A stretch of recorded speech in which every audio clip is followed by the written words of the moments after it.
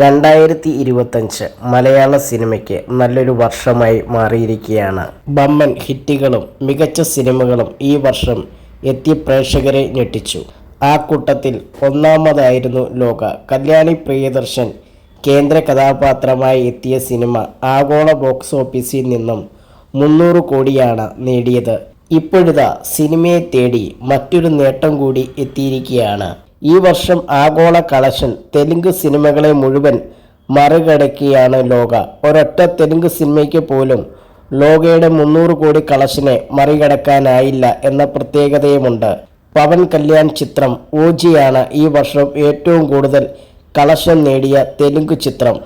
293.76 കോടി രൂപയാണ് ഓജിയുടെ final collection. മലയാളത്തിൽ ആദ്യം 300 കോടി സ്വന്തമാക്കിയ ലോകയാകട്ടെ ഇൻഡസ്ട്രിയൽ ഹിറ്റായി മാറുകയും ചെയ്തിരുന്നു. ചിത്രം സംവിധാനം ചെയ്തത് ഡൊമിനിക് അരുണാണ്.